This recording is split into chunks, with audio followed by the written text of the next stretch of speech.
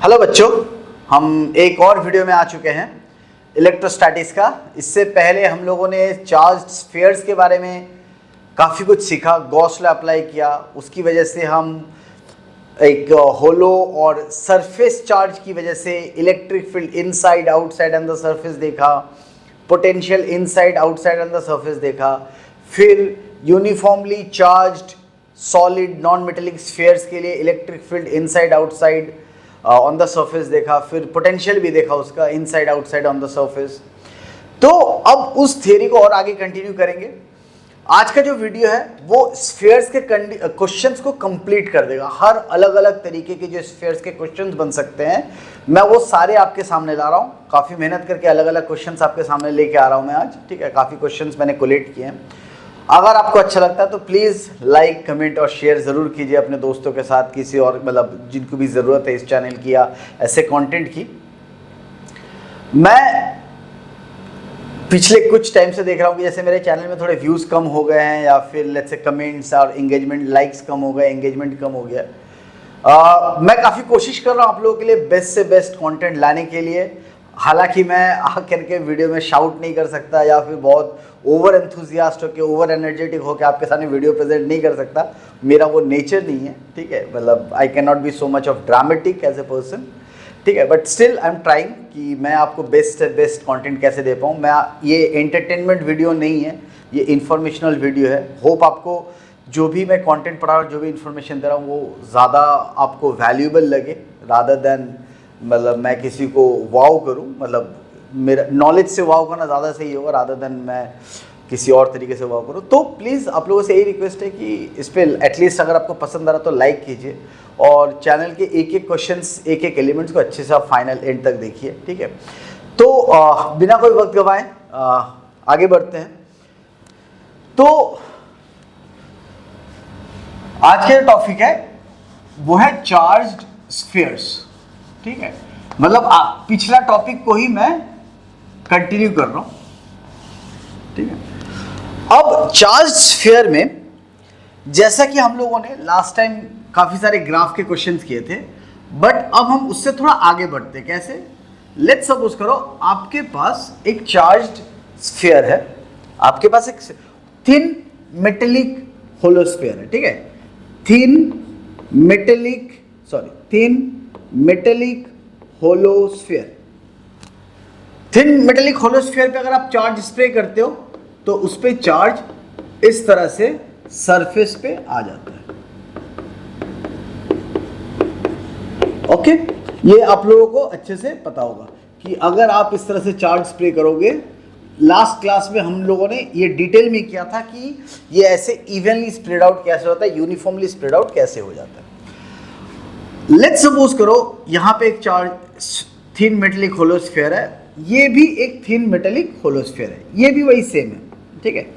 Thin metallic होलोस्फीयर metallic है, और आपने इसको भी चार्ज दिया प्लस प्लस प्लस कुछ इस तरीके से। तो आप बहुत डिटेल से समझना कि क्या हो क्या रहा होगा, ठीक है। मैं ये मान के चलता हूं कि इसको मैंने QA अमाउंट ऑफ चार्ज दिया और इसको मैंने QB अमाउंट ऑफ चार्ज दिया। दोनों को मैंने QA and QB amount of charge दिया। इस क्वेश्चन में आपको बताना है कि जैसे सपोज करो ये इनर शेल है, ये इनर शेल है, ठीक है। इनर शेल की अभी फिर मान के चलते फिलहाल कुछ तो थिकनेस होगी, ये इसकी थिकनेस है, ठीक है। ये इसकी थिकनेस अभी मान के चलते कि थोड़ी बहुत थिकनेस है, ठीक है। वो नेग्लिजिबल है बट फिर भी कुछ थिकनेस है। अगर ये जैसे मेटेलिक है तो मेटेलिक में तो फर्क नहीं पड़ता, ठीक है। और ये उसके बाहर वाला शेल है, ठीक है। इसकी भी एक सर्टेन थिकनेस होगी, ठीक है। आपने इसको चार्ज दिया QA, ये चार्ज है QA। सबसे पहला क्वेश्चन है इसके इनर सरफेस आउटर सरफेस, इसके इनर सरफेस आउटर सरफेस पे कितना कितना चार्ज रिजाइड कर रहा होगा, कितना चार्ज बैठा होगा, ये आपको बताना है। ठीक है, तो ये सवाल है। तो देखो, चार्ज हमेशा आउटर सरफेस में आ जाता है, तो इसके जो आउटर सरफेस पे कितना चार्ज बैठा होगा, हम कह सकते हैं कि okay, outer surface of inner sphere is QA, और अंदर कितना होगा, अंदर होगा 0। प्लीज ध्यान से समझना, ये कंसेप्ट बहुत जरूरी है, ठीक है। इस कंसेप्ट के बेसिस पे ही कैपेसिटर के क्वेश्चंस बनते हैं, इसलिए प्लीज आप इसको ध्यान से समझना, ठीक है। तो इनर सरफेस पे 0, क्योंकि इनर सरफेस पे होगा तो जैसे हम लोगों ने लास्ट क्लास में देखा कि जो भी चार्ज देते हैं वो हमेशा उसके आउटर सरफेस पे आ जाता है, तो ये इसके आउटर सरफेस पे आया। अब आउटर सरफेस पे आने की वजह से यहां पे ऐसे इलेक्ट्रिक फील्ड लाइंस जनरेट हुए, इलेक्ट्रिक फील्ड लाइंस जनरेट हुए। मान के चलते हैं ये QA चार्ज पॉजिटिव चार्ज है, तो जैसे ही ये QA चार्ज की वजह से ऐसे uniform electric field lines generate होते हैं, तो उसको कंज्यूम करने के लिए, उस इलेक्ट्रिक फील्ड लाइंस को खत्म करने के लिए, क्योंकि इसके बाद एंट्री नहीं कर सकता बिकॉज अंदर में फिर मेटल आ जाता है, मेटल बॉडी आ जाती है, तो यहां पे नेगेटिव चार्ज आ जाएगा, इस सरफेस पे नेगेटिव चार्ज आ जाएगा, ठीक है। तो जो नेगेटिव चार्ज आएगा तो इससे टोटल फ्लक्स लाइंस कितने बनेंगे, फ्लक्स लाइंस बनेगा QA/ε0, और QA/ε0 number of field lines को कंज्यूम करने के लिए, QA/ε0 नंबर ऑफ लाइंस को कंज्यूम करने के लिए आपको यहां पे लाना पड़ेगा -QA चार्ज, -QA चार्ज लाना पड़ेगा, तो तभी जाकर के ये total number of field lines यहां पे कंज्यूम होंगे, ठीक है। तो अगर यहां पे -QA चार्ज है और यहां पे QA चार्ज है, तो बताओ अब इस सरफेस पे कितना होगा। अब इस सरफेस को तो मैंने QB दिया था, अगर इस सरफेस को आपने कोई चार्ज नहीं दिया होता, QB भी नहीं दिया होता, तो इधर नेगेटिव QA चार्ज है, तो उसको कंजर्व करने के लिए इधर +QA चार्ज आ जाता, बिकॉज ओवरऑल फिर ये बॉडी न्यूट्रल होता, ओवरऑल ये बॉडी फिर न्यूट्रल होता। बट जस्ट बिकॉज कि इसको QB दिया गया हुआ है, तो +QB और चार्ज आएगा। क्यों, अब इस बॉडी के ऊपर देखो टोटल चार्ज QB है, क्यों, क्योंकि QB + QA - QA, तो ये दोनों कैंसिल होकर के टोटल चार्ज QB बचेगा, जो कि इस सरफेस के ऊपर आपने टोटल दिया था। ये तो स्प्लिट होकर के, अंदर के जो एटम स्प्लिट होकर के ये इंडक्शन इफेक्ट की वजह से आया, ठीक है। तो इस तरीके से इसके इनर सरफेस पे 0, आउटर सरफेस पे QA, इसके इनर सरफेस पे -QA ड्यू टू इंडक्शन, और इसके आउटर सरफेस पे +QA + QB। इस तरह से ये चार्ज का डिस्ट्रीब्यूशन होता है। अगर मैं इसको 3 स्फीयर्स के कंडीशन के लिए कर दूं,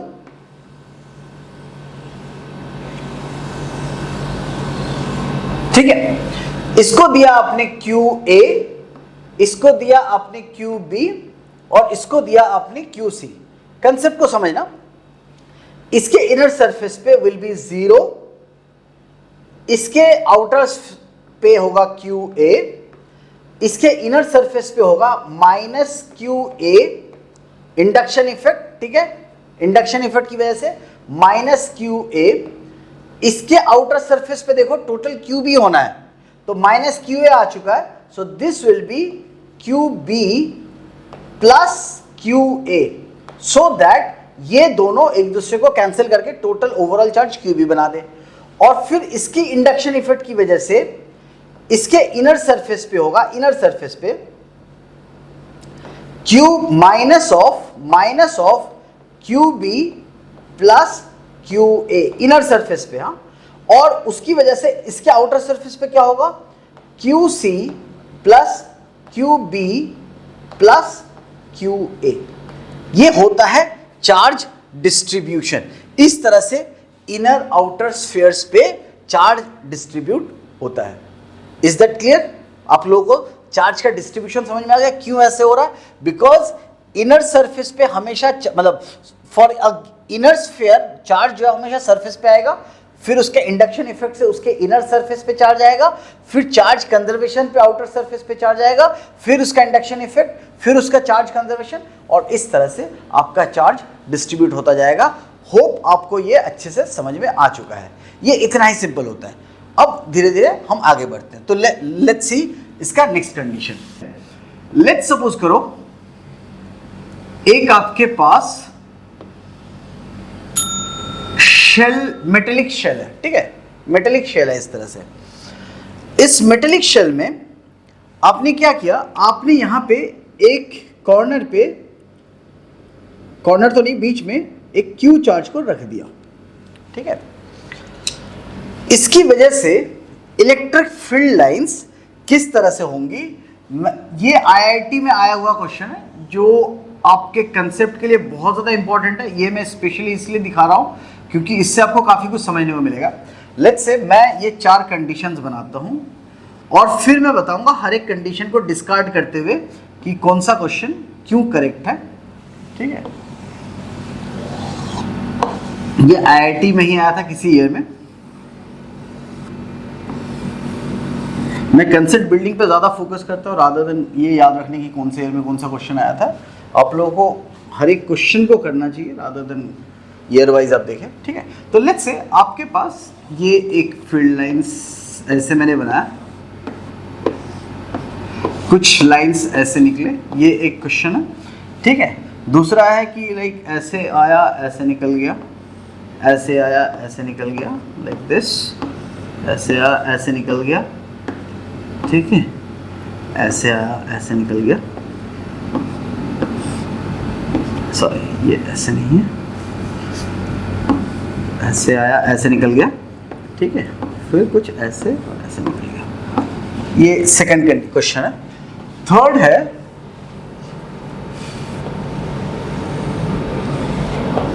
कुछ ये रहा स्फीयर, सॉरी उसको अच्छे से बना लेते हैं।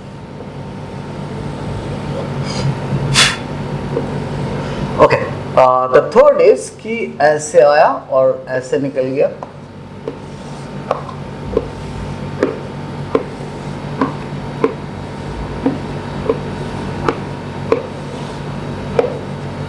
ठीक है। एंड ये सारे के सारे परपेंडिकुलर्स है यहाँ पे, मतलब ये कुछ इस तरह से बेंडिंग है कि ये परपेंडिकुलर है। तीसरा कंडीशन,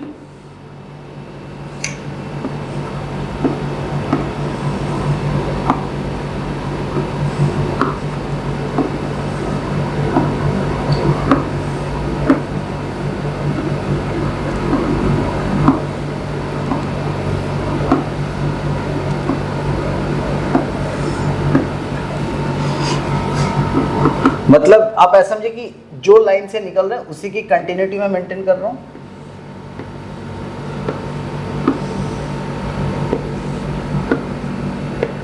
ठीक है। क्वेश्चन ये है कि इन चारों में से कोई सही है, ये अगर इन चारों में से कोई भी सही है तो क्यों सही है, अगर कोई भी सही नहीं है तो क्यों नहीं सही है, ठीक है। तो ये चारों का आंसर देना है। तो देखो पहला this one is completely wrong because metal के अंदर से इलेक्ट्रिक फील्ड लाइंस पास कर रहा है, और मैंने कहा मेटल है, ठीक है, मेटेलिक शेल है तो मेटल के अंदर से पास कर रहा है, ये तो डिस्कार्ड हो गया, आप ये समझ लीजिए। Same goes with this one, metal के अंदर से फील्ड लाइंस पास कर रहे हैं तो ये भी डायरेक्टली डिस्कार्ड हो जाते हैं। इतना तो आपको समझ में आ गया।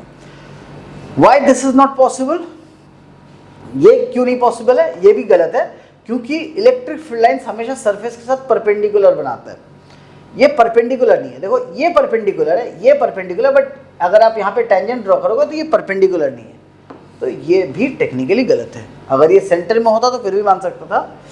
ओके, क्या ये सही है, सबसे बड़ा सवाल है क्या ये सही है। अगर सही है तो क्यों सही है, सही नहीं है तो क्यों नहीं सही है। ओके, तो टेक्निकली ये भी गलत है, बुरी तरह से गलत है। गलत क्यों है पहले वो समझते हैं, देखो, और सही क्या होगा वो समझते, इसलिए वो मैंने खाली छोड़ा हुआ था। देखो गलत इसलिए है, कुछ लोगों को लग सकता है कि ओके मेटल के अंदर से नहीं जा रहा है, ओके पास, यहाँ ठीक है, ये पास हो गया। परपेंडिकुलर टू द सरफेस आया, यहाँ से भी परपेंडिकुलर दिख रहा है, ये भी पास हो गया, ये दोनों तो पास हो गए। तो गलत कहाँ पे है, द गलत इस चक्कर में है, ये देखो ये परपेंडिकुलरली निकल रहा है और यहाँ से ना ये कंटिन्यूअस स्ट्रीम बनाता हुआ जा रहा है, कंटिन्यूअस मतलब अंदर तो नहीं जा रहा है, बस उसी लाइन को कंटिन्यू कर रहा है।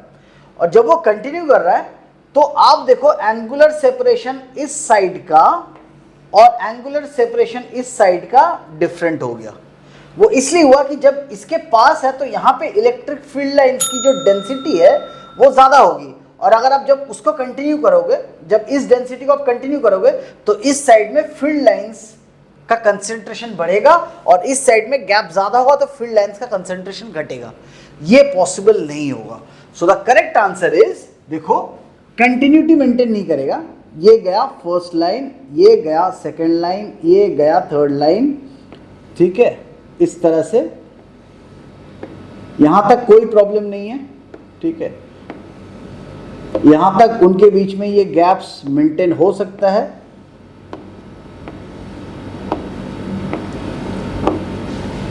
ये फील्ड लाइंस कुछ इस तरह से बने, बट अब आउटर शेल में इस क्यू चार्ज की वजह से, सबसे पहले इस क्यू चार्ज की वजह से यहां पे नेगेटिव क्यू चार्ज आया, ठीक है, ये नेगेटिव क्यू चार्ज आया, और आपको दिख रहा होगा ये जो नेगेटिव क्यू चार्ज का डिस्ट्रीब्यूशन अंदर में यहां पे कम डेंसिटी है और यहां पे डेंसिटी मतलब डिस्ट्रीब्यूशन ज्यादा है, मतलब यहां पे थोड़ा ज्यादा कंसंट्रेशन है और इस साइड में थोड़ा कम कंसंट्रेशन है, ये आपको दिख रहा होगा इस केस में।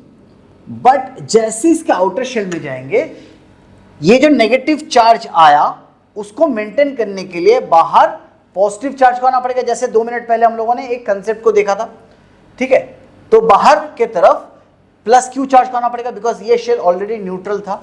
जो प्लस क्यू चार्ज आएगा वो फिर एग्जैक्टली यूनिफॉर्मली डिस्ट्रीब्यूट होगा, उसमें कंसंट्रेशन ऊपर नीचे नहीं होगा, एग्जैक्ट यूनिफॉर्म होगा, सो दैट जो फील्ड लाइंस है वो फिर सेम एंगुलर सेपरेशन लेकर के निकल सके। तो कुछ इस तरह से आपका इलेक्ट्रिक फील्ड लाइन का डिस्ट्रीब्यूशन होगा। ये नहीं होगा कि इसी को कंटिन्यू करेगा, ये नहीं होगा कि इसी को कंटिन्यू करेगा, ये नहीं होगा कि इसको कंटिन्यू करेगा, वो अपना इक्वल जैसे ये लाइन अगर आप दिख रहा हो तो ये यहां से नहीं निकल रहा है, ये अपना अलग से डिस्ट्रीब्यूशन, यूनिफॉर्म डिस्ट्रीब्यूशन क्रिएट करने के लिए पॉजिटिव चार्ज उस हिसाब से ही बाहर आएगा। ये कंसेप्ट समझना बहुत जरूरी है। तो 3 लेवल पे मैंने फिल्टर किया। पहला फिल्टर क्या था, क्या मेटल के अंदर से इलेक्ट्रिक फील्ड लाइंस पास हो रहा है, अगर यस तो वो सारे आंसर्स खत्म हो गए, ठीक है। सेकंड क्वेश्चन, क्या field lines perpendicular to the surface है, अगर जैसे नहीं है तो ये आंसर और ये आंसर उस हिसाब से खत्म होगा। मतलब ये तो समझ लो कि पूरी तरह से गलत है, मेटल के अंदर से भी जा रहा है, दूसरा परपेंडिकुलर भी नहीं है और तीसरा कंटिन्यूटी मेंटेन कर रहा है, तो ये तो पूरी तरह से गलत है, ठीक है। तो इस हिसाब से ये जो क्वेश्चन है that was very close to the correct answer, एकदम सही आंसर के बिल्कुल पास था, बट गलत इसमें इसलिए हो गया क्योंकि वो कंसंट्रेशन अपने इनर जो इंडक्शन हुई है, इनर इंडक्शन के ही कंसंट्रेशन को फॉलो कर रहा है, अपने फील्ड लाइंस को उस हिसाब से डिस्ट्रीब्यूट कर रहा है, जो कि पूरी तरह से गलत है। उससे द एंगुलर सेपरेशन वाला कंसेप्ट गलत हो जाएगा, और वो एंगुलर सेपरेशन को मेंटेन करने के लिए जो आउटर सरफेस में जो चार्ज का डिस्ट्रीब्यूशन होगा वो यूनिफॉर्म रखना होगा, और उसकी वजह से ही electric field lines equal angular separation maintain करेंगे। तो ये है इसकी एक्चुअल कहानी। होप आपको ये अच्छा लगा, ये कंसेप्ट समझ में आ गया। अगर आपको सही में अच्छा लगा तो प्लीज आप लोग मुझे एक लाइक तो कर दीजिए। तो अब मूव करते नेक्स्ट कंसेप्ट की तरफ। जैसे मैंने आज बताया कि आज स्फीयर्स की अलग अलग तरह के क्वेश्चंस, अलग अलग कंसेप्चुअल क्वेश्चंस हम लोग कवर करेंगे, तो इसलिए प्लीज हर एक क्वेश्चंस को आप ध्यान से देखिए और समझिए। तो सपोज मेरे पास एक थिन मेटेलिक शेल है जिसके ऊपर हमने दे दिया QA चार्ज, ठीक है, एक थिन मेटेलिक शेल है, इसके ऊपर दे दिया हमने QA चार्ज, और ये दूसरा शेल है, इसको दे दिया हमने QB चार्ज, दोनों को QN QB चार्ज दिया हुआ है। आपको बताना है अगर this point is point 1, this point is point 2, this point is point 3, this is point 4 and this is point 5। अगर ये डिस्टेंस R1 है, ये डिस्टेंस R2 है, R3 है, R4, R5, ये सारे करस्पॉन्डिंग डिस्टेंस है, तो आपको बताना है फर्स्ट पॉइंट 1, सेकेंड पॉइंट 2, 3, 4 5, ये जो 5 अलग अलग मैंने पॉइंट्स दिए हुए हैं, इन पांचों पॉइंट्स का पोटेंशियल और इलेक्ट्रिक फील्ड क्या होगा।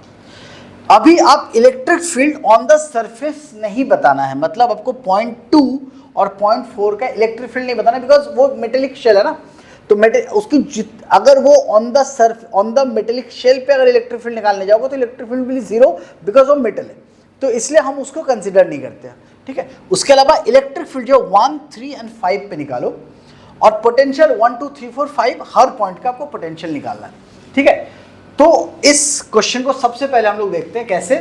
तो पोटेंशियल एट 5 से स्टार्ट करते हैं। पोटेंशियल एट 5 इस शेल के बाहर का पॉइंट है, तो पोटेंशियल विल बी, देखो QB का आउटसाइड पॉइंट है, तो हम लिखेंगे 1/4 pi epsilon naught QB by, बाहर का पॉइंट है तो ये डिस्टेंस को कंसीडर करेंगे, मतलब R5 प्लस QA का भी कंट्रीब्यूशन होगा, QA चार्ज का, तो अगर QA चार्ज का कंट्रीब्यूशन देखोगे तो ये बाहर का पॉइंट है, तो बाहर के पॉइंट के लिए डिस्टेंस ले लेंगे QA बाई R5। ये हो गया potential at 5। Potential at point 4, fourth point पे कितना पोटेंशियल होगा, तो QA के लिए आउटसाइड पॉइंट है, QB के लिए सरफेस का पॉइंट है, तो 1/4 pi epsilon naught QB by R4, surface का पॉइंट है तो सरफेस का radius, plus QA by R4। कोई प्रॉब्लम नहीं, यहां तक तो इजी था। R3 पे आते हैं, थर्ड पॉइंट पे, तो potential at 3 is equal to 1/4 pi epsilon naught. अब समझो, किसी भी शेल के इनर पॉइंट का पोटेंशियल वही होता है जो उसका सरफेस का कंट्रीब्यूशन है, याद है ना। जैसे अगर ये शेल है, यहां पे चार्ज QA है, ये अंदर का पॉइंट है, ये सरफेस का पॉइंट है और ये आउटसाइड पॉइंट है, तो outside point is Q/4 pi epsilon not x था, और सरफेस का पोटेंशियल Q/4 पाई एप्सिलॉन नॉट कैपिटल R था, तो इनर पॉइंट का भी Q/4 पाई एप्सिलॉन नॉट कैपिटल R ही होता है जो उसके सरफेस का होता है। ये हम लोगों ने लास्ट क्लास में डिस्कस किया हुआ है। तो R3 पे जो QB का कंट्रीब्यूशन होगा पोटेंशियल का, वो वही होगा जो उसका सरफेस का है, इसलिए QB by R4 plus QA के लिए वो आउटसाइड पॉइंट है, तो QA बाई R3, तो उसका पोटेंशियल निकल गया। अब हम आते हैं पॉइंट नंबर 2 पे। तो potential eight 2 is 1/4 pi epsilon naught QB के लिए वो इंटरनल पॉइंट है, तो जो सरफेस का होगा वही कंट्रीब्यूशन आएगा, तो QB by R4 plus QA के लिए वो सरफेस है, तो जो उसका रेडियस है QA बाई R2, रेडियस आ गया।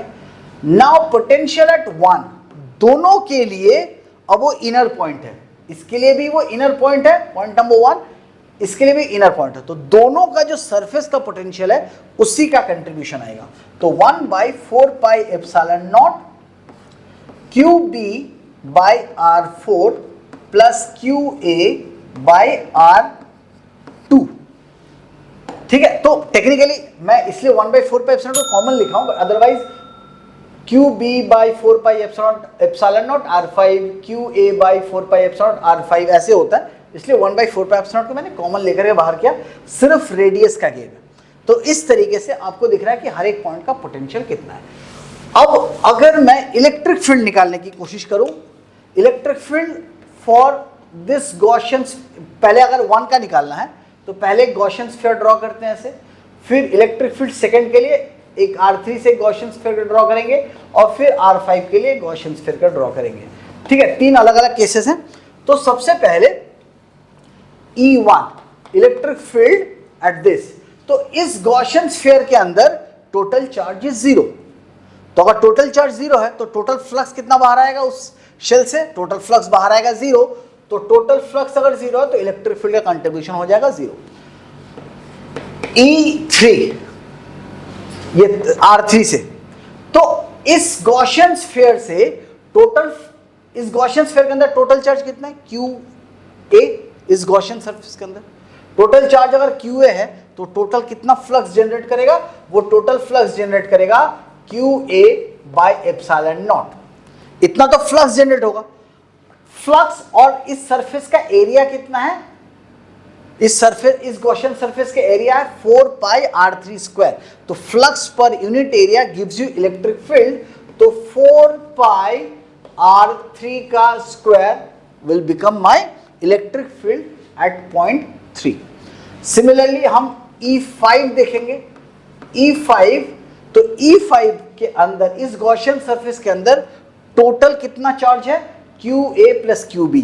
तो QA प्लस QB अगर टोटल चार्ज है तो QA plus QB bye epsilon not इतना फ्लक्स निकलेगा। तो फ्लक्स पर यूनिट एरिया कितना होगा उस गॉसियन सरफेस से, उस गॉसियन सरफेस से जो फ्लक्स पर यूनिट एरिया होगा 4 पाई r5 का स्क्वायर। सो इस तरीके से हमने electric field 1, electric field 2, electric field 3 ये तीनों कैलकुलेट कर लिया। होप आपको ये अच्छे से समझ में आ गया। अब इसमें हम थोड़े ट्विस्ट करते हैं, ठीक है। आई होप ये आपको समझ में आ गया। ये हटा देते हैं। अब इसमें क्या करना है कि सेम कंडीशन लगाएंगे।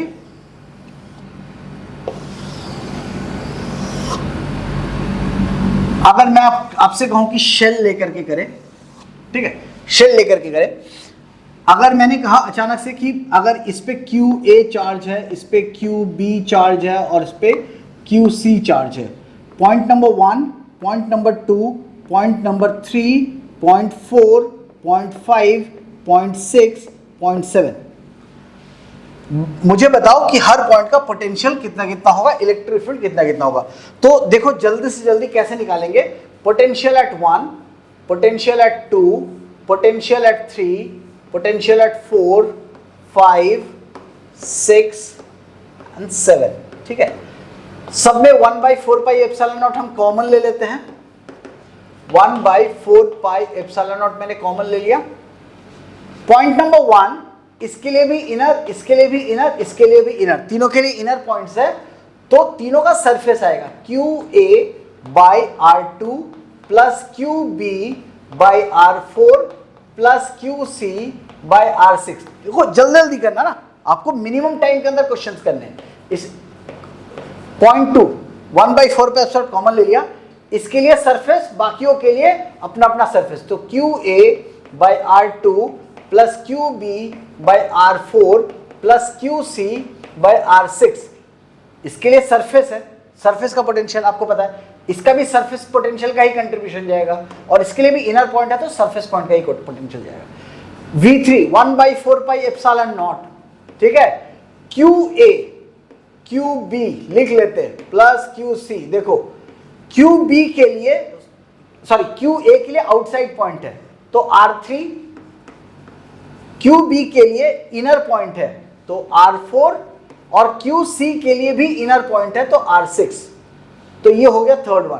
Fourth one 1/4 pi epsilon naught QA by, ये फोर्थ पॉइंट है ना, तो डिस्टेंस है R4 प्लस R4, QB के लिए सरफेस का point QB/R4 plus QC/R6। Nice, हो गया फोर्थ। फिफ्थ के लिए 1/4 pi epsilon not, fifth point इसके लिए भी आउटसाइड, सेकेंड वाले के लिए भी आउटसाइड, तो QA/R5 plus QB/R5, but QC के लिए वो इनर पॉइंट है तो जो सरफेस का है उसी का कंट्रीब्यूशन प्लस R6।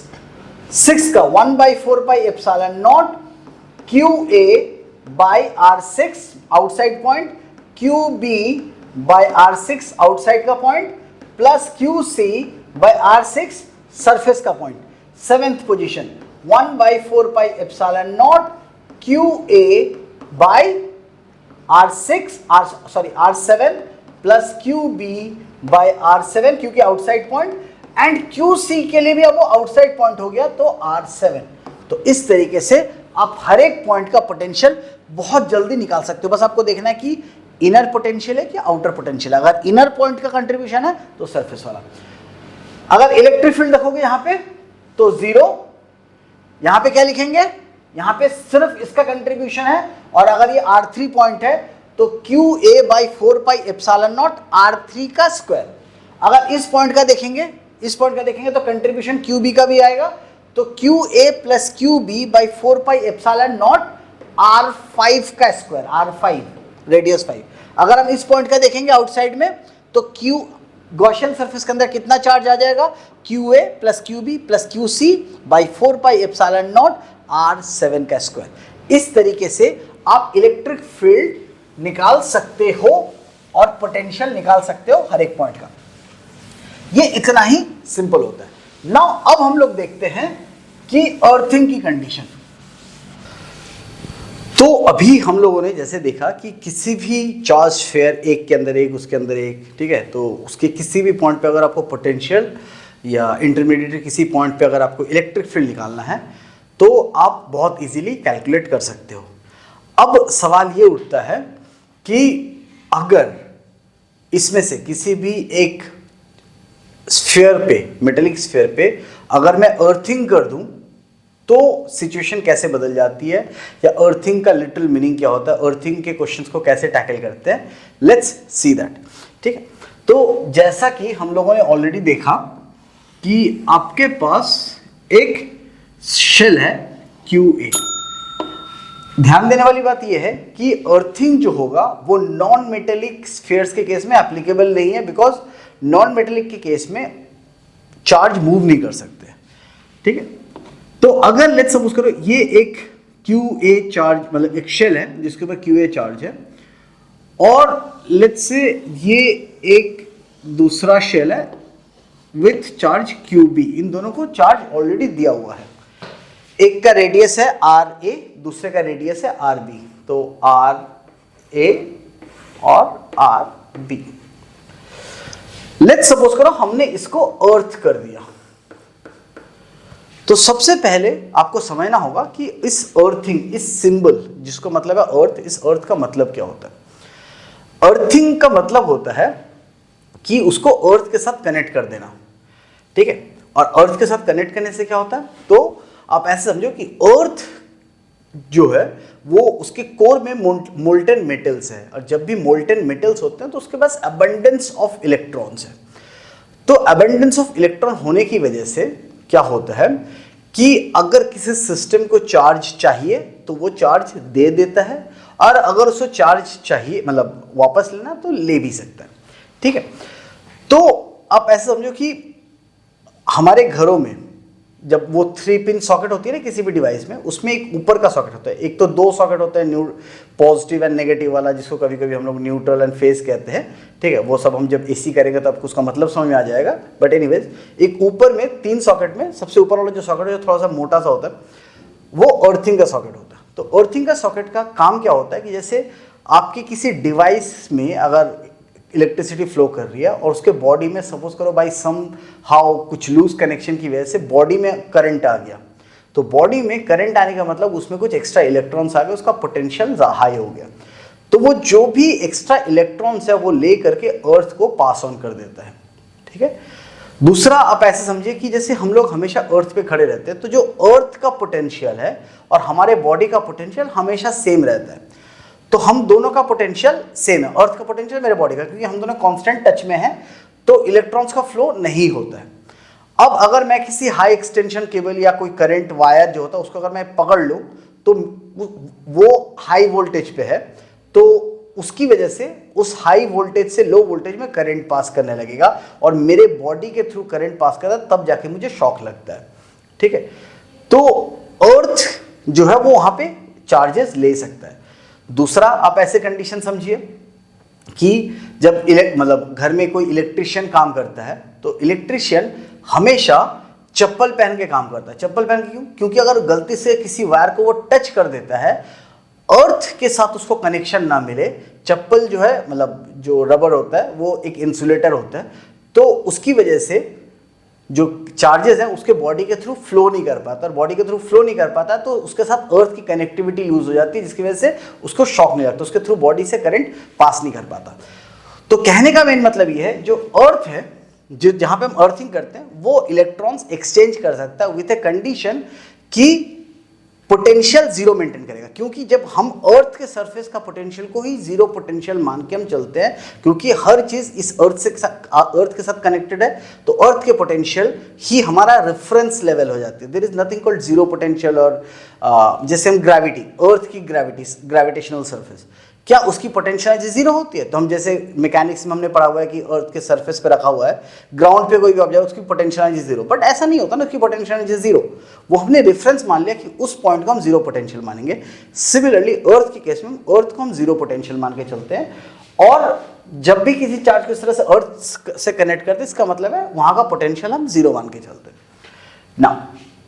अब आप ऐसे समझिए कि अगर ये चार्ज QA है और ये चार्ज QB है, और इसको हमने अर्थ कर दिया, ये तो इनिशियल कंडीशन थी, अर्थ हमने बाद में किया। मतलब आप ऐसे समझिए कि यहाँ पे एक स्विच के जैसे रहा होगा, ये स्विच रहा होगा, QB दिया, QA दिया, और इस स्विच को मैंने क्लोज कर दिया। क्लोज करने से क्या होगा, इस शेल के पोटेंशियल को जीरो करने के लिए कुछ इस बॉडी में से चार्ज ट्रांसफर होगा। इस बॉडी में कोई चार्ज ट्रांसफर नहीं होगा। क्यों नहीं होगा? बिकॉज ये आइसोलेटेड सिस्टम है, ये कहीं से कनेक्टेड नहीं है, ये अर्थ से कनेक्टेड है, तो चार्ज ट्रांसफर होना शुरू हो जाएगा। ओके, तो कितना चार्ज ट्रांसफर होगा मुझे नहीं पता। मान लेते हैं कि ये चार्ज ट्रांसफर होकर के QB डैश बन जाता है, QB डैश। ये इसका फाइनल स्टेट ऑफ चार्ज है, ये इसका इनिशियल स्टेट ऑफ चार्ज है। ठीक है, इनिशियल में QB था, फाइनली QB डैश हो गया। तो कितना फ्लो किया? Flow of charge can be given bye final charge minus the initial charge.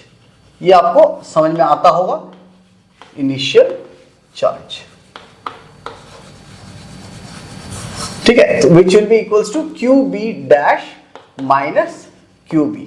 अब QB तो गिवन है, QB डैश आपको निकालना है। कैसे निकालेंगे? इस पॉइंट के पोटेंशियल को जीरो करना होगा, कंसीडरिंग कि QB डैश ने उसको पोटेंशियल को जीरो कर दिया। तो अगर इस सरफेस पे अब न्यू चार्ज QB डैश है और इस पे QA है, तो लेट्स सी इस पे कितना, ये QB डैश का वैल्यू कितना है। तो इस पॉइंट का जो पोटेंशियल होगा, V of this point, V of B का सरफेस पे हम लिखेंगे 1/4 pi epsilon naught QB dash by RB plus QA by RB। ये हो गया इस पॉइंट का पोटेंशियल। यहां तक तो आपको पहले बता चुका हूं मैं। ठीक है, तो दिस इक्वल टू, मैंने जैसे जीरो कर दिया तो उससे आ गया QB dash is equals to minus QA। Wow, देखो कितना इंटरेस्टिंग चीज हुआ यहां पे। QB dash equals to minus QA। कुछ आपको समझ में आ रहा है क्या हुआ होगा? देखो, ये था QA और ये इस पे तो बाद में QB डैश हुआ, बाद में हुआ, पहले इस पे था QB। ठीक है, जब ये ओपन था तो इसका मतलब है इसकी वजह से यहां पे इलेक्ट्रिक फील्ड रही होंगी, और उस इलेक्ट्रिक फील्ड की वजह से यहां पे इनर साइड पे एक चार्ज आ गया होगा minus of QA due to induction effect. ये तो समझ में आ गया, QA और यहाँ पे इंडक्शन इफेक्ट की वजह से माइनस QA, और फिर चार्ज कंजर्वेशन की वजह से आउटर साइड पे आ गया QB प्लस QA। ठीक है, जैसे ही आपने अर्थ पे कनेक्ट किया, QB dash becomes minus QA, मतलब ये बस माइनस Q चार्ज रहा, ये पूरा का पूरा चार्ज अर्थ में समा गया। ये पूरा चार्ज जो आउटर सरफेस पे था, ये पूरा का पूरा अर्थ पे चला गया, और फाइनल स्टेटस कुछ इस तरह से बना। ये है QA और इसके इनर साइड पे ये रहा माइनस QA, आउटसाइड 0 और इसके इनसाइड 0। तो कभी भी अगर आपसे उसने इस तरह से अर्थिंग करने के बाद वो पूछा कि अब बताओ inner surface, outer surface, inner surface, outer surface पे कितना कितना चार्ज है, तो वो इस तरीके से है। यही सेम क्वेश्चन अब वो अर्थ को यहां से कनेक्ट करके भी पूछ सकता है, और उस केस में कुछ और होगा। ऐसा नहीं कि यही सेम कि आउटर सरफेस का चार्ज अर्थ में समा जाएगा, ऐसा नहीं होगा। फंडामेंटल कंडीशन ये है कि जब भी आप अर्थ करते हो, अर्थ करने का मतलब होता है कि आप उस पॉइंट का पोटेंशियल को जीरो कर रहे हो, ठीक है। तो लेट्स सी, ये रहा मेरा क्यू ए गिवन और ये रहा मेरा क्यू बी गिवन। हमने अर्थ किया इसको हमने अर्थ किया। तो अर्थ करने से पहले मैंने चार्ज दिया था क्यू ए, तो जैसे ही मैंने अर्थ किया ये चार्ज बदल के हो गया क्यू ए डैश, ये चार्ज बदल के हो गया क्यू ए डैश, और उसकी वजह से इस पॉइंट का पोटेंशियल हो गया जीरो। तो अगर ये डिस्टेंस आर ए है और ये डिस्टेंस आर बी है, तो इस पॉइंट का पोटेंशियल कितना होगा, ये तो हो गया अब खत्म, ठीक है। इस पॉइंट का पोटेंशियल होगा V of A surface will be 1/4 pi epsilon naught QA dash, क्योंकि इनिशियल कंडीशन को लेके नहीं चलना, जो फाइनल चार्ज है उसने ये पोटेंशियल मेंटेन करवाया। तो QA dash by RA plus QB by, अब यहाँ पे QB ही रहेगा बिकॉज अब ये आइसोलेटेड सिस्टम है, ये अर्थ से कनेक्टेड नहीं है, तो ये चार्ज बदल नहीं सकती। तो QB बाई जो सरफेस का पोटेंशियल है वही उसी का कंट्रीब्यूशन इनर सरफेस पे रहेगा बाय RB।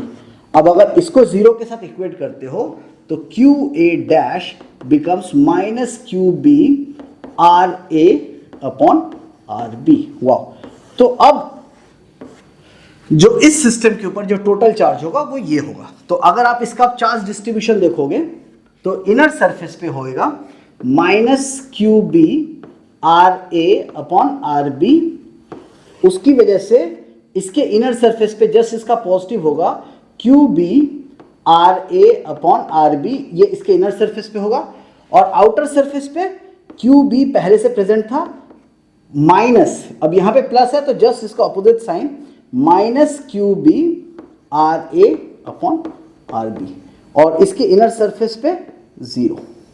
तो ये है आपका charge distribution on each side of the spherical shell. तो इस तरीके से आप अर्थिंग वाले क्वेश्चंस को टैकल कर सकते हो। अब इसी में अगर उसने आपको तीन शेल दे दिया, अगर 3 शेल दे देता है तो 3 शेल को कैसे यूज करेंगे, तो 3 शेल को यूज करने के लिए हम कुछ ऐसे एक एग्जांपल ले लेते हैं, ठीक है। QA with RA, QB with RB and QC with RC, ठीक है। ये इनिशियली गिवन है, मैंने इसको अर्थ किया, ठीक है, इसको मैंने अर्थ कर दिया। जैसे ही मैंने अर्थ किया तो ये QB बदल के QB डैश हो गया। तो QB डैश होने के बाद यहां का पोटेंशियल को हम कैसे लिखेंगे, V equals to 1/4 pi epsilon naught QA by RB plus QB by RB plus QC by RC। क्यों, देखो QA के सेंटर से ये डिस्टेंस है RB, QB का सेंटर से ये डिस्टेंस है RB, बट जो भी सरफेस का पोटेंशियल है ड्यू टू QC उसका इनर पॉइंट है, इसके लिए तो एक्सटीरियर पॉइंट है, इसके लिए सरफेस पॉइंट है, बट इसके लिए इंटीरियर पॉइंट है। तो जो सरफेस का पोटेंशियल होगा, सरफेस का पोटेंशियल के लिए radius of the surface use करेंगे, दिस वन। ध्यान रखेंगे ये QB डैश होगा, ठीक है, QB dash because this is a new charge, this will be equal to 0। so QB dash will be minus of QC by RC plus QA by RB times of RB। ये होगा उसके ऊपर का total charge. Is that clear? Okay,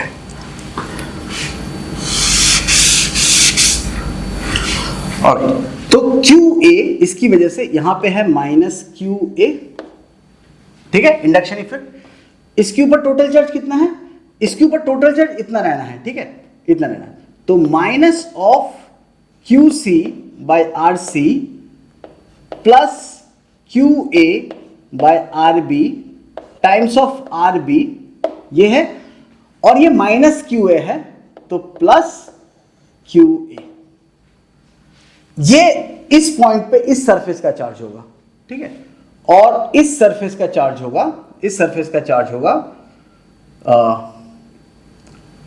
कितना, तो इसी का negative, तो माइनस कर देंगे तो ये हो जाएगा, इस सरफेस पे जो चार्ज बचेगा that is QC by RC plus QA by RB times RB minus QA, तो वो इस सरफेस का, और फिर इस सरफेस का QC minus of QC by RC plus QA by RB times RB plus QA, इतना चार्ज इसके आउटर सरफेस पे आएगा। इस तरीके से आप उसके इनर सरफेस आउटर सरफेस पे चार्ज निकाल सकते हो, ठीक है। आई होप अब आपको ये अर्थिंग वाली कंडीशन समझ में आ चुकी है। तो नेक्स्ट क्वेश्चन ये है स्फीयर्स के कि लेट्स सपोज करो आपके पास एक स्फीयर है, again metallic with A given charge QA और इसका रेडियस है RA, ठीक है। एक दूसरा स्फीयर है, उसका रेडियस है RB और उसके ऊपर आपने चार्ज दिया QB। इन दोनों को आपने एक मेटेलिक वायर से कनेक्ट कर दिया, so this is a metallic wire. तो जैसे ही मेटेलिक वायर से कनेक्ट होगा इन दोनों के अंदर चार्ज ट्रांसफर होगा, क्योंकि मेटेलिक वायर है, ठीक है। चार्ज किस तरफ से किस तरफ जाएगा ये डिपेंड करता है हायर पोटेंशियल कौन है, लोअर पोटेंशियल कौन है। हमेशा हायर पोटेंशियल से लोअर पोटेंशियल की तरफ जाएगा और ऐसा चार्ज का ट्रांसफर होगा सो दैट इस पॉइंट का पोटेंशियल और इस पॉइंट का पोटेंशियल सेम हो जाए due to this charge and due to this charge. इस चार्ज की वजह से यहाँ का पोटेंशियल, इस चार्ज की वजह से यहाँ का पोटेंशियल सेम हो जाए। क्यों होगा ऐसा, तो उसका लॉजिक समझना, ये लॉजिक समझना बहुत जरूरी है। मान लेते हैं इस पॉइंट का पोटेंशियल है VA और ये एक मेटेलिक वायर से कनेक्टेड है। तो अगर मेटेलिक वायर से कनेक्टेड है तो मेटल के अंदर इलेक्ट्रिक फील्ड होती है 0, और अगर मेटल के अंदर इलेक्ट्रिक फील्ड है 0, आपको पता है electric field equals to minus dV by dx, और 0 होने की वजह से ये 0 है, इसकी वजह से dV इक्वल्स टू 0, इसका मतलब वोल्टेज इज कांस्टेंट, ठीक है। तो इसका मतलब है जो भी वोल्टेज इस पॉइंट का होगा वही सेम वोल्टेज इस पॉइंट का भी होगा। तो इसका मतलब है इन दोनों पॉइंट का पोटेंशियल को सेम करना है। अब इस केस में आप कभी initial stage and final stage मत मानना, आप ऐसे मान के चलना कि यहां से कुछ Q चार्ज चला गया इस डायरेक्शन में और इसके ऊपर ये Q चार्ज आके बैठ गया। इस क्वेश्चन को इस तरीके से करते हैं मैथमेटिकली। तो अगर मैंने माना कि यहां से Q चार्ज चला गया और उस पर जाके Q चार्ज बैठ गया, तो can we say QA minus Q by 4 pi epsilon naught RA, तो वो इस पॉइंट का पोटेंशियल मिल गया। This equal to QB plus Q by 4 pi epsilon naught RB। अब आप इसको कैलकुलेट करो और इस कैलकुलेशन से आपको पता चल जाएगा Q की वैल्यू कितनी है। और एक बार आपको Q का वैल्यू पता चल गया, यहां पे डालोगे तो इसका चार्ज निकल आएगा, इस पोजीशन पे डालोगे तो इसका चार्ज निकल आएगा। तो इस तरीके से हम इस क्वेश्चन को कर सकते हैं। एनसीईआरटी में ऐसा ही एक सिमिलर सा ही क्वेश्चन है। लेट्स सपोज करो आपके पास एक स्फीयर है कैपिटल Q और दूसरा स्फीयर है विद द सेम रेडियस, इसका रेडियस R, इसका भी रेडियस R, और ये अनचार्ज है, मतलब इसके ऊपर चार्ज है 0। जब इन दोनों को हम कनेक्ट करेंगे, टच करेंगे, जैसे टच होने का मतलब है इसका इस पॉइंट का पोटेंशियल और इस पॉइंट का पोटेंशियल को सेम करना। इसका मतलब है कि यहां से कुछ Q चार्ज निकल गया और इसके ऊपर वो Q चार्ज आके बैठ गया, क्योंकि इस पे पहले से तो 0 चार्ज है, तो 0 प्लस Q चार्ज आके बैठ गया। और जैसे इन दोनों को टच किया गया तो इन दोनों का पोटेंशियल सेम हो गया। जैसे इन दोनों का पोटेंशियल सेम हो गया, हम लिखेंगे 1 by 4 pi epsilon naught capital Q minus Q by R is equals to 1 by 4 pi epsilon naught small q by R। तो ये सब कुछ कट गया, small q will be equal to capital Q by 2। इसका मतलब अगर same radius है तो चार्ज हाफ हाफ हो जाता है, मतलब फाइनली इसके ऊपर चार्ज रहेगा Q बाई 2 और इसके ऊपर आ जाएगा Q बाई 2। क्यों हो गया? अब उसके बाद इस स्फीयर जिसके ऊपर अब Q बाई 2 है, एक दूसरा चार्ज आया उसके ऊपर दूसरा स्फीयर आया जिसका रेडियस भी r है बट उसके ऊपर q है। अब इन दोनों को टच कराया गया। अब बताओ चार्ज का डिस्ट्रीब्यूशन क्या होगा। तो चार्ज का डिस्ट्रीब्यूशन अगर फिर से -q और +q लेके करोगे तो आंसर क्या आएगा, मैं डायरेक्टली बता देता हूं, आपको समझ में आ गया कि क्या करना है। बट जब भी रेडियस सेम हो ना तो इस पूरे सिस्टम में टोटल कितना चार्ज था, q/2 + q that is 3q/2। तो 3q/2 का हाफ इसके पास जाएगा, हाफ इसके पास जाएगा, ठीक है। टोटल चार्ज का हाफ डिस्ट्रीब्यूट हो जाता है। तो वी कैन से फाइनली इसके पास बचेगा 3q/4 और इसके पास बचेगा फाइनली 3q/4। तो कुछ इस तरीके से ये चार्ज डिस्ट्रीब्यूशन काम करता है। होप आपको ये समझ में आ गया। और मेन फंडामेंटल कंसेप्ट ये है कि आपको पोटेंशियल को ही इक्वल करना है जहां जहां पे वो कनेक्ट हो रहा है। आज हम लोग कोशिश करेंगे पूरा स्फीयर्स कंप्लीट हो जाए। अगर आपको स्फीयर्स के ये सारे क्वेश्चंस अच्छे लग रहे हैं या फिर आपको यूनिक लग रहे हैं तो प्लीज लाइक कर दीजिए। आपके एक लाइक से मेरे चैनल को मुझे काफी ज्यादा हेल्प मिलेगा, ठीक है। ओके, एनीवेज अब हम आते हैं नेक्स्ट क्वेश्चन की तरफ। नेक्स्ट क्वेश्चन है कि लेट्स सपोज आपके पास इस तरह से एक नॉन मेटेलिक सॉलिड स्फीयर है जो कुछ इस तरीके से यूनिफॉर्मली चार्ज्ड है। ये यूनिफॉर्मली चार्ज्ड है, ओके। आप ऐसा समझिए, ये यूनिफॉर्मली चार्ज्ड है। जैसा कि मैंने आप लोगों को पहले ही बताया हुआ है कि इससे किसी भी x डिस्टेंस दूर इलेक्ट्रिक फील्ड कितना होता था। Electric field was qx/4πε0 r³। ये होता था किसी भी x डिस्टेंस इनर साइड पे दूर इलेक्ट्रिक फील्ड। अब क्वेश्चन को थोड़ा ट्रिकी कर देते हैं। क्वेश्चन को ट्रिकी करने का मतलब है कि लेट्स सपोज करो इसके अंदर से आपने एक ऐसा होलो स्फीयर निकाल दिया, मतलब यहां पे एक कैविटी क्रिएट कर दी, गैप क्रिएट कर दिया, एक गैप क्रिएट कर दिया कुछ इस तरीके से।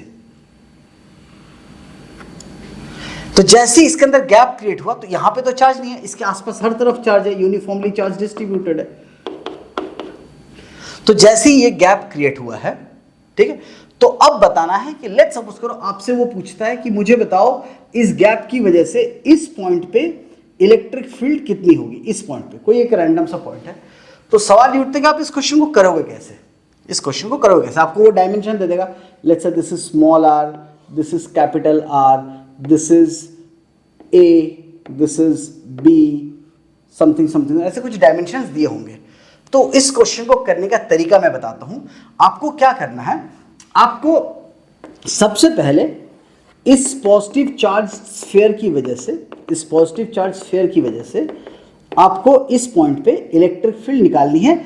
जब ये पूरी तरह से कोई कैविटी नहीं है, ये पूरी तरह से चार्ज है, तो इस पॉइंट पे आपने इलेक्ट्रिक फील्ड निकाल लिया। Electric field for the charge sphere और फॉर द प्लस चार्ज, ठीक है।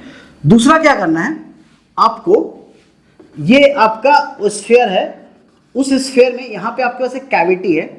इस कैविटी को आप नेगेटिवली सेम चार्ज डेंसिटी मान लीजिए। मतलब लेट्स से इसकी चार्ज डेंसिटी थी रो, तो यहां पे आप charge density rho but with A negative charge मान लीजिए, और इस नेगेटिव चार्ज की वजह से इस पॉइंट की इलेक्ट्रिक फील्ड निकालिए।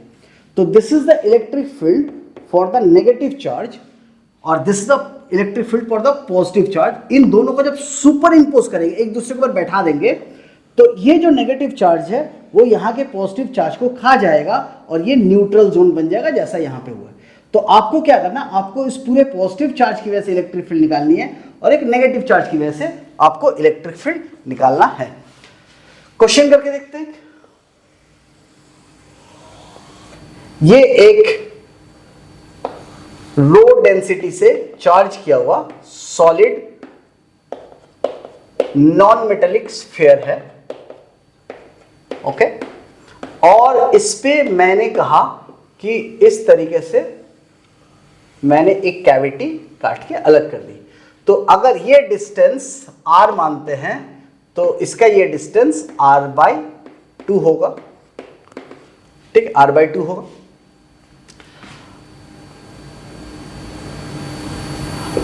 अब अगर मैं कहूं कि इस पॉइंट पे जहां पे इसका रेडियस और इसका इस रेडियस के परपेंडिकुलर, मतलब ये आप इन दोनों पॉइंट्स को ज्वाइन करेंगे तो इस पॉइंट पे आपको इलेक्ट्रिक फील्ड निकालनी है। तो ज्योमेट्रिकली ये थोड़ा सिंपल हो जाएगा, ठीक है। तो this distance is r, this distance is r/2। आपको ये पता चल रहा होगा कि ये 30 डिग्री है, ये 30 डिग्री है। तो बेसिकली एक इलेक्ट्रिक फील्ड इस नेगेटिव चार्ज की वजह से और एक इलेक्ट्रिक फील्ड इस पूरे के पूरे पॉजिटिव चार्ज की वजह से, दोनों की वजह से इलेक्ट्रिक फील्ड निकालेंगे और उसका वेक्टर एडिशन करेंगे। तो इस नेगेटिव चार्ज की वजह से इलेक्ट्रिक फील्ड कितनी होगी? ओके, तो देखो सबसे पहले हम देखेंगे इस पूरे चार्ज Q की वजह से कितना यहां पे इलेक्ट्रिक फील्ड हो सकता है। तो हमें पता है electric field is given bye Q x का मतलब ये डिस्टेंस, x का मतलब ये distance, Qx by 4 pi epsilon naught r cube और ये कट गया r² हो गया। तो Q by 4 pi epsilon naught r² is this electric field.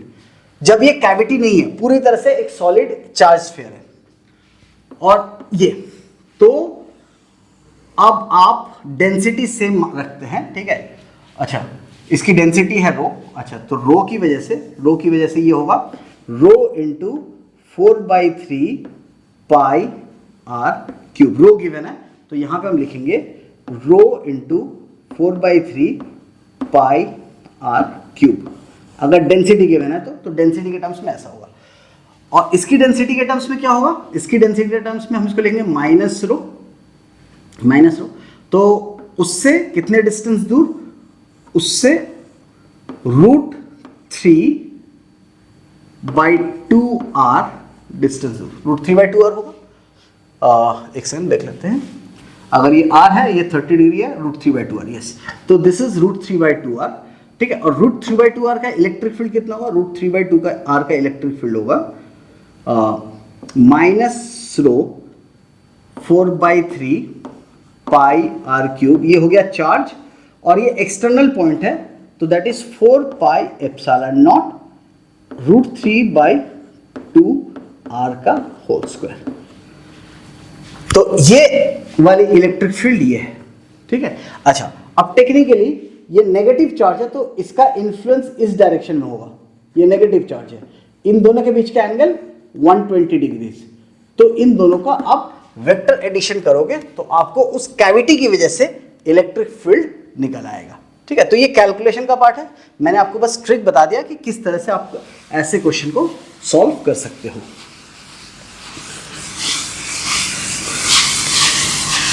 Next concept क्या है? नेक्स्ट कंसेप्ट है कि लेट्स सपोज करो अगर आपके पास इस तरह से एक मेटेलिक शेल है जिसका inner radius let's say r1 और outer radius let's say r2 है, ठीक है। मेटेलिक है, ठीक है, ये मेटल का बना हुआ है, मेटल। और यहां पे कोई एक चार्ज है Q और बाहर एक चार्ज है Q डैश, ठीक है।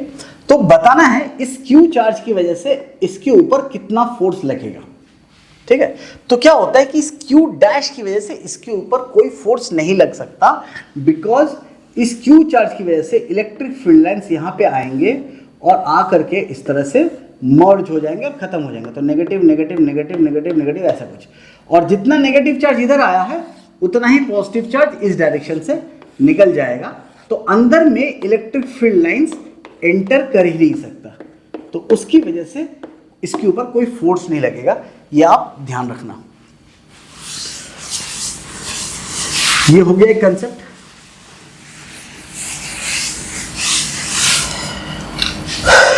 अब आते हैं कि लेट्स सपोज करो ये एक शेल है, थिन शेल। इस शेल को हमने यूनिफॉर्मली चार्ज कर दिया with a charge of capital Q, या फिर आप ऐसे कर दो surface charge density of sigma. आप सिग्मा चार्ज डेंसिटी से आपने इसको चार्ज कर दिया मान लेते हैं, ठीक है, सिग्मा चार्ज डेंसिटी से आपने इसको चार्ज कर दिया। अब ये चार्ज इसको पुश करेगा, ये चार्ज इसको पुश करेगा, ये चार्ज इसको पुश करेगा, ये इसको पुश करेगा, तो इन सब के ऊपर एक आउटवर्ड फोर्स लग रहा होगा, एक सबके ऊपर एक आउटवर्ड फोर्स लग रहा है। तो जब इसके ऊपर एक आउटवर्ड फोर्स लग रहा है तो आपको बताना है कि इसके अंदर जो प्रेशर डेवलप हुआ वो इलेक्ट्रोस्टैटिक प्रेशर कितना है, कितना प्रेशर से ये इसको बाहर एक्सपैंड करने की कोशिश कर रहा है, that is called electrostatic pressure. तो वो इलेक्ट्रोस्टैटिक प्रेशर कितना होगा, ठीक है। तो ऐसे क्वेश्चन को करने के लिए हम लोग क्या करेंगे, हम यहां पे ना एक छोटा सा dx और ds एरियल है, तो ds एरियल सेगमेंट ड्रॉ करते हैं, ds एलिमेंटल सेगमेंट ड्रॉ करते हैं। तो जब हमने ds एलिमेंटल सेगमेंट ड्रॉ किया तो अब देखो इस ds एलिमेंटल सेगमेंट के ऊपर बाकी सारा का सारा चार्ज एक फोर्स लगाएगा,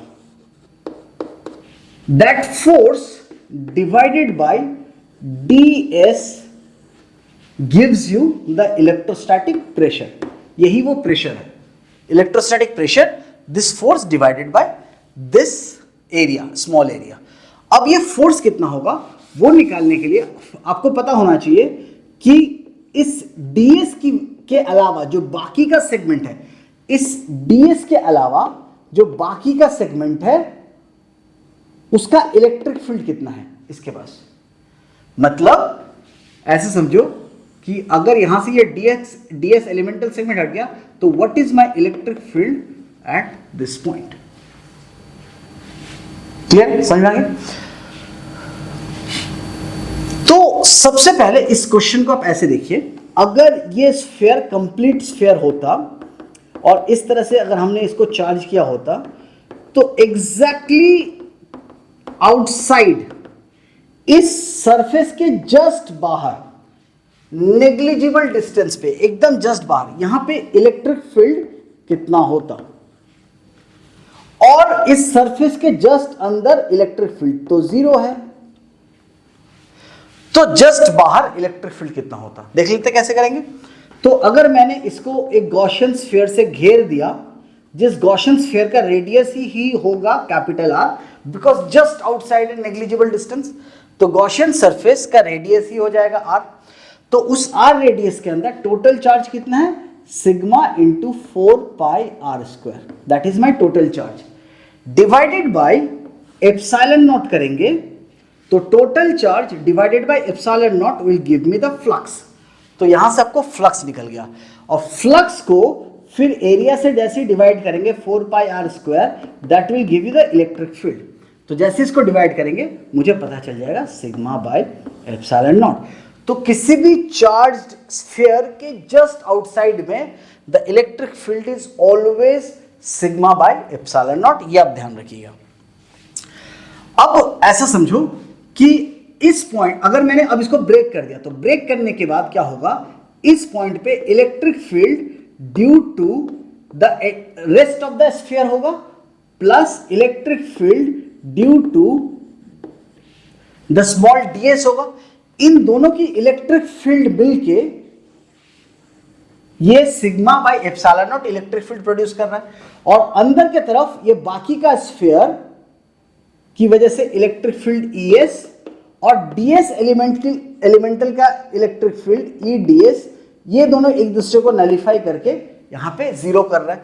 तो अगर मैं राइट साइड की कंडीशन को लिखूं तो I can say ES plus EDS is equals to sigma by epsilon naught, और अगर मैं लेफ्ट हैंड इधर वाली कंडीशन लिखूं ES minus EDS is equal to zero, तो उससे पता चल जाएगा electric field due to rest of the sphere is equal to this equals to sigma by epsilon naught, ES is equal to sigma by 2 epsilon naught. तो ये हो गया electric field due to rest of the sphere excluding the ds, electric field निकल गया।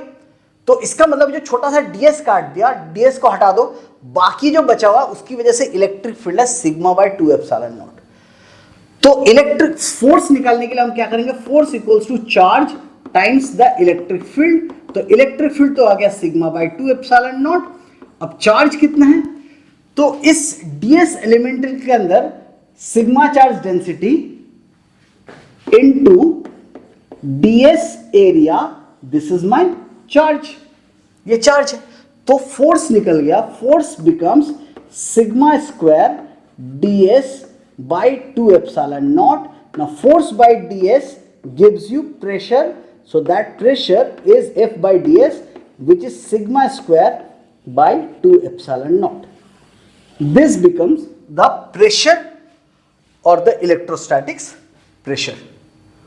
Alright, I hope आपको ये समझ में आ गया अच्छे से। Okay?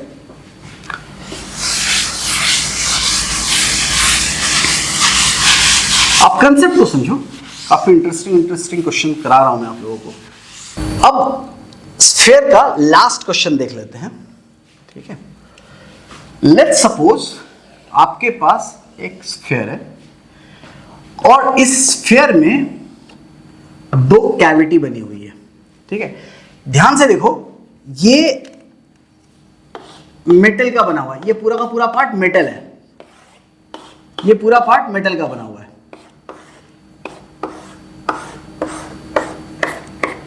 ठीक है। और उसके बीच में ऐसे तो कैविटी है, सॉलिड है, स्फीयर है, सॉलिड मेटेलिक, लिख देता हूं सॉलिड मेटेलिक स्फीयर, ठीक है। अब इसको मैंने चार्ज नहीं दिया, चार्ज कहां पे दिया हुआ है, चार्ज मैंने दिया हुआ है इस पोजीशन पे QA और इस पोजीशन पे दिया हुआ है QB, QA एंड QB। आपको क्या बताना है, आपको बताना है what is my electric field at this point, what is my electric field at this point, what is my electric field at this point, ठीक है। Similarly what is my potential at this point, what is my potential at this point, what is my potential at this point. ये काफी interesting question है, आप ध्यान से इसको देखो, आपका काफी फंडामेंटल्स क्लियर हो जाएगा। ध्यान से देखो, ये QA है और ये QB भी बगल में दिया हुआ है, ठीक है। तो इसकी वजह से आपको काफी सारा कंफ्यूजन हो सकता है। तो आप समझो इस QA की वजह से इसके इनर सरफेस पे minus QA amount of charge आएगा और इस QB की वजह से minus QB amount of charge आएगा, और इन दोनों की वजह से, दोनों का जो इंडक्शन इफेक्ट की वजह से माइनस QA माइनस QB आया, बट ओवरऑल स्फीयर तो न्यूट्रल था, तो इसके बाहर आ जाएगा QA प्लस QB। तो अगर आपसे कोई कहता है कि बताओ इस पॉइंट पे इलेक्ट्रिक फील्ड कितना होगा, तो आप सिंपली बोलोगे electric field is given by 1/4 pi epsilon naught QA plus QB by, अब ये जो डिस्टेंस लेट्स से R3 मान लेते हैं, R3 का स्क्वायर। किसी ने पूछा what is my potential at this point, potential at this point is given by 1/4 pi epsilon naught QA plus QB by R। Simple, ये निकल गया। किसी ने पूछा what is my electric field at this point, तो ये metal है, तो इसके अंदर का इलेक्ट्रिक फील्ड आपको ध्यान रखना है कि इसके अंदर का मेटल इलेक्ट्रिक फील्ड होगा 0। अब ये 2 पॉइंट का पोटेंशियल कितना होगा, पोटेंशियल वही होगा जो सरफेस का है, तो सरफेस का potential, this potential is given by QA plus QB by 4 pi epsilon naught, let's say this is capital R, radius is capital R मान लेते हैं। तो यहां का जो पोटेंशियल है, तो इसका भी पोटेंशियल सेम होगा बिकॉज इलेक्ट्रिक फील्ड इज 0, तो QA plus QB by 4 pi epsilon naught capital R, so that will be the potential of this point or this point or this point। Her point का potential same होगा। अगर मैं इसको बोल दूं this distance is A, small a, अगर ये distance A है, तो इस पॉइंट की इलेक्ट्रिक फील्ड कितनी होगी, तो ओके गॉसियन सरफेस जैसे ड्रॉ करते हैं, तो पॉइंट नंबर 1, तो फॉर पॉइंट 1 जो लास्ट, ये मेरा लास्ट क्वेश्चन है, तो ध्यान से देखो, तो पॉइंट नंबर 1 का electric field will be given by total charge QA by epsilon naught, ये हो गया total flux, by 4 pi A square, so that gives you the electric field at this point, क्योंकि इसका डिस्टेंस है A square. But इस point का potential क्या होगा, इस वन पॉइंट का पोटेंशियल क्या होगा। नाउ द पोटेंशियल, आपको तो एब्सोल्यूट पोटेंशियल नहीं पता, बट जस्ट बिकॉज आपको इस पॉइंट का पोटेंशियल पता है, तो आपको इस पॉइंट का पोटेंशियल पता है, तो आपको इस पॉइंट का पोटेंशियल पता है, और फिर इस पॉइंट से इस पॉइंट तक निकालना है। तो जब आउटर सरफेस का पोटेंशियल, इस जगह का potential QA plus QB by 4 pi epsilon naught R है, तो वही इनर साइड में कंट्रीब्यूशन होगा। तो QA plus QB by 4 pi epsilon naught R, ये तो कंट्रीब्यूशन हुआ इस आउटर चार्ज की वजह से, प्लस ये जो चार्ज बचा हुआ है इसका कंट्रीब्यूशन क्या होगा, plus QA by 4 pi epsilon not A, ये हो जाएगा उस पॉइंट का पोटेंशियल। तो ये एक ऐसा क्वेश्चन है जो काफी बच्चों को काफी कॉम्प्लिकेटेड लगता है, समझ में नहीं आता है, ठीक है। तो कुछ नहीं करना है, पहले इंडक्शन इफेक्ट की वजह से टोटल कितना चार्ज बाहर आया, टोटल चार्ज बाहर आया, उसकी वजह से इलेक्ट्रिक फील्ड, उसकी वजह से पोटेंशियल।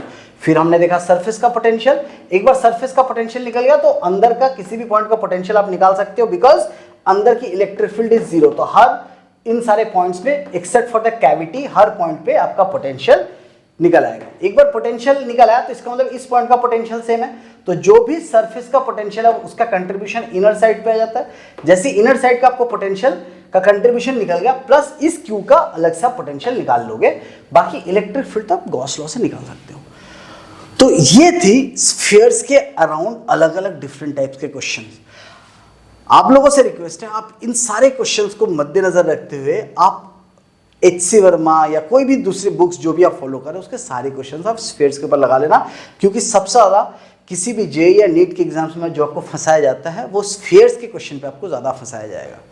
तो इन सारे क्वेश्चंस को इतने प्रैक्टिस कर लो, इतने अलग अलग टाइप के, आप 3 शेल बना के 4 शेल बना के आप अर्थिंग किए, बिना अर्थिंग किए, ठीक है, आप ट्राई करो। और जैसे जैसे क्वेश्चंस मिलते हैं आप लोग प्लीज़ उन सारे क्वेश्चन को सॉल्व करके बिना हिंट्स देखे, प्लीज़ ये ध्यान रखना है, बिना हिंट्स को देखे हुए उन क्वेश्चन को सॉल्व करो। डाउट होता है तो प्लीज़ कमेंट्स में या कहीं पे भी आप मुझे मतलब कम्युनिकेट कर सकते हो, ठीक है। आप मुझे मैसेज कर सकते हो यूट्यूब पे और कमेंट में भी डाल सकते हो। तो आप इन सबको प्रैक्टिस करो। आज का वीडियो थोड़ा ज़्यादा ही लंबा हो गया है, होप आपको पसंद आया होगा। इसके लिए मुझे बहुत एडिट्स एंड कट्स लगे हैं, बिकॉज कभी मेरा कैमरा आउट ऑफ फोकस चला गया, कभी मैंने माइक नहीं पहना, तो ऐसे बहुत सारे इश्यूज़ हुई हैं इस वीडियो को रिकॉर्ड करने में, क्योंकि बहुत सारे अलग अलग क्वेश्चंस थे। तो थैंक यू। अगर मेरे क्वेश्चंस, मेरा चैनल आपको पसंद आ रहा है तो प्लीज़ इसको रिकमेंड कीजिए, बाकी लोगों को हेल्प कीजिए मुझे ग्रो करने में। Thank you.